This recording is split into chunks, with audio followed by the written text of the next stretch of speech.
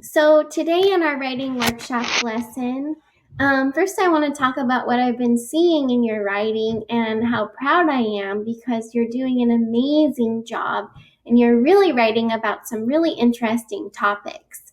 So keep it up. I do love to see all the fun things that you like to talk about. Everybody likes to write about different things and has different stories. So it's really fun to see what you come up with.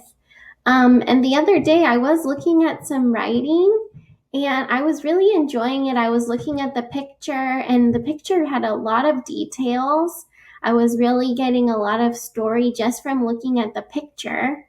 But then when I was trying to figure it out, there was a little bit of confusion because um, I was looking and there was some people and there were some different things in the picture that I couldn't really quite understand what they were. And so I was like, well, who is this person and what is that? And I feel like the person that wrote this story really tried to put a lot of details and they did a really good job of that, which is exactly what I've been asking you to do. But it kind of made me think that maybe it's time for us to start adding some more words to our pictures. So if you haven't been doing that yet, that's what we're going to talk about today. And so we know that writers, they write words that the best that they can, right? And they don't have to always spell things correctly. They just do the best that they can. And so today I want to teach you that writers, when they want to write words with their pictures to go with their pictures, to teach people what they know. So they use words and pictures to teach people what they know.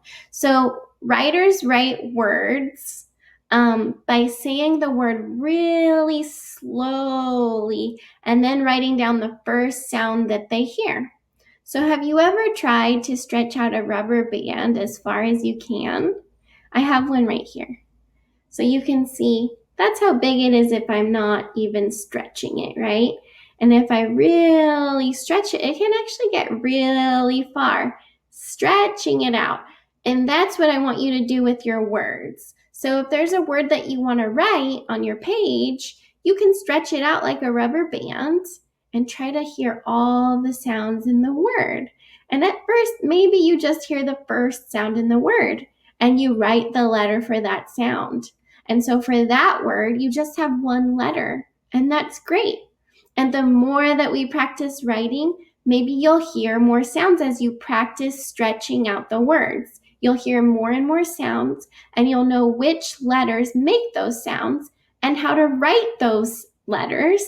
And soon you'll be writing all of these words by sound. And that's great, but we just do the best we can. So if you're stretching it out and you just hear the first sound, then we're just going to write that for now. And so I want to show you how I can sound out my words. Okay, so that's what I'm going to do right now. I'm going to show you. You can help me label the pictures in the writing that we've been working on about the playground. Okay, writers, so here is my playground that I started the other day. You probably remember that I took a really long time envisioning it and picturing all of the details that I wanted to put on my paper with pictures and words. But if we look at it again, you'll notice that I really don't have a lot of words. I really just have one word. And so today I want us to practice, remember, stretching out the words like a rubber band. And we're going to just start by labeling the parts of the picture. And I'm not even going to really write sentences yet. I'm just going to start to kind of label the picture, and that will really help the reader understand what's going on. So somebody, if I didn't have any words on here and they just were looking at this, they might kind of start to imagine a story in their head, but it would really be just from these clues from the picture. It might not really be the story that I'm trying to tell. So I want them to know that this is a slide. So I'm going to sound out slide. Maybe you can sound it out with me. Slide, slide. So when I sound out slide, the first thing that I hear is a S, and I know that S says S.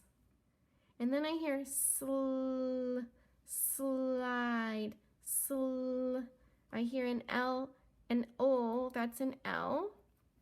And you might notice that I'm doing it a lot. I'm sounding it out over and over.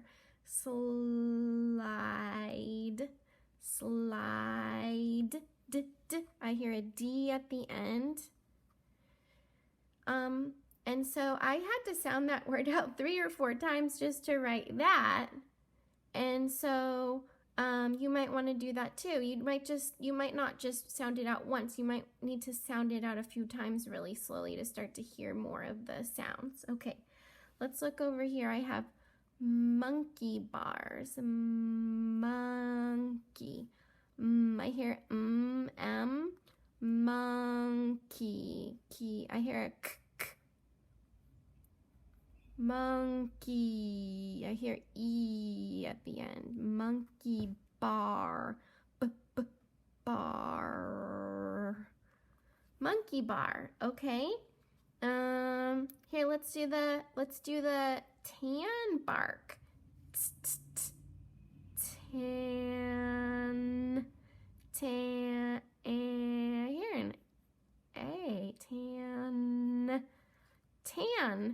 Tan bark. And we'll do one more. Let's do the tree. Tree.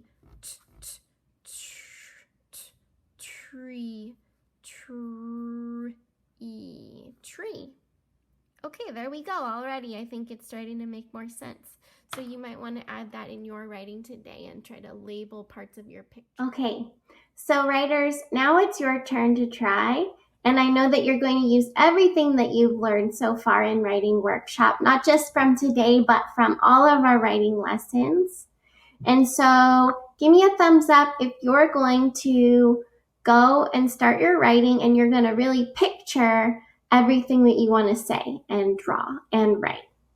Give me a thumbs up if you're going to picture it first. So you want to really picture it in your head before you put anything on the page so that you can put as many details as possible.